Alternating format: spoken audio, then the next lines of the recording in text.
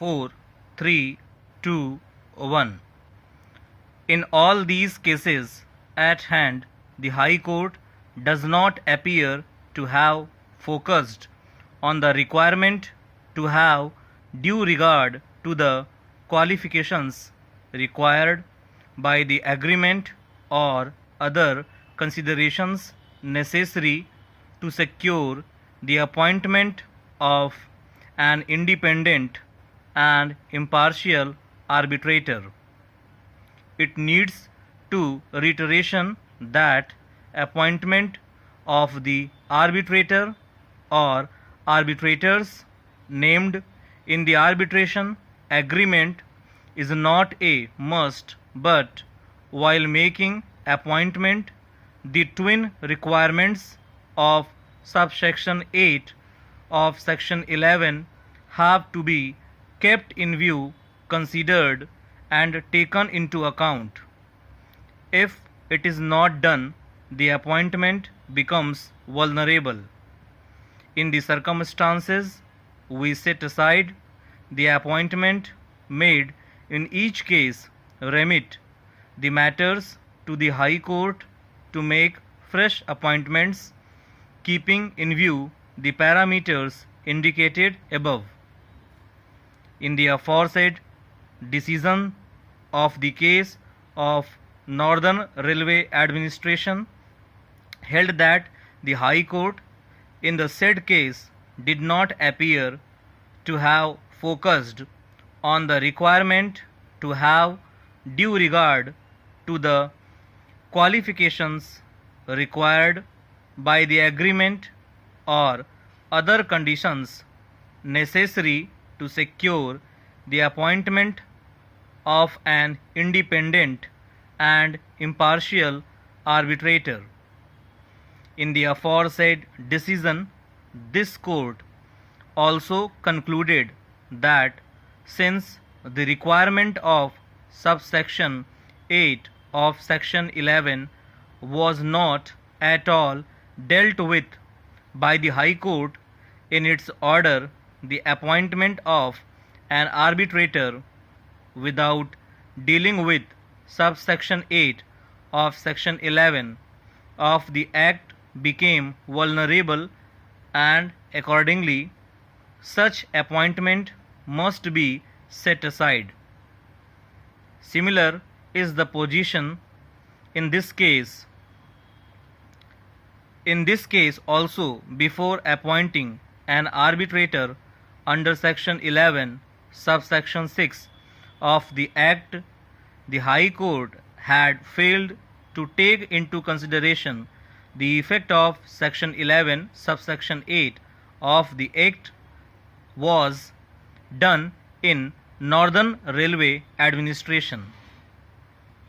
In view of the discussion made herein above, and particularly in view of the principles laid down by this court in Northern Railway Administration, we set aside the impugned order and remand the case back to the High Court for fresh decision of the application under section 11 subsection 6 of the Act, and while considering the application afresh, the High Court is directed to take into consideration the aforesaid decision of this court. It is clear from the perusal of the judgment of the High Court and the records before us that the High Court had not terminated the mandate on the ground that the arbitrator could not pass the award within time. The appellant, along with 6 others, was prosecuted for commission of offences punishable under section 148 IPC. The appellant and other accused attacked D. 2 of the accused gave lathi blows on his back, and as he fell down, the appellant gave a knife blow on left side of his chest. That accused R also gave knife blows to him.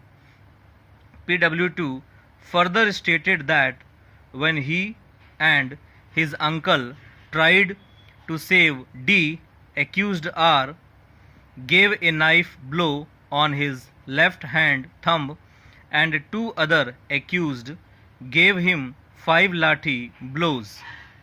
His uncle was also stated to have received a lathi blow on his head.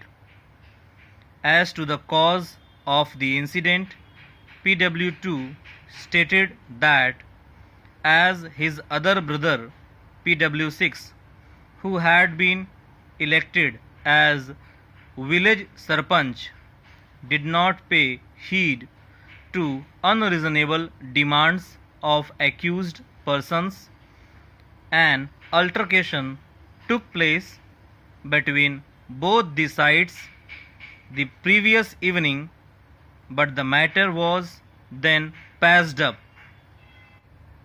The post-mortem examination of the body of D was conducted, and it indicates that one stab wound on the left side of the chest as the cause of death, and the 3 other injuries as post-mortem in nature. The trial court convicted and sentenced the appellant under section 302 and 324 IPC. 3 other accused were convicted and sentenced under section 323 subsection 3 IPC. The remaining 3 were acquitted of all the charges. By a separate judgment, the appellant was also convicted under section 25 of the Arms Act and was sentenced to the period already undergone.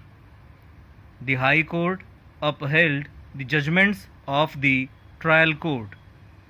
Aggrieved, the appellant filed criminal appeal challenging his conviction and sentence under section 302 and 324 IPC and criminal appeal number 132 of 2007 challenging his conviction under section 25 Arms Act. The trial court doubted the presence of PW4 and PW6 at the place of occurrence and did not accept their testimonies as eyewitnesses. According to the prosecution, the occurrence in which the deceased was killed took place shortly in the morning of June 24, 1995, when PW2 was medically examined with his companion, that is to say, within an hour.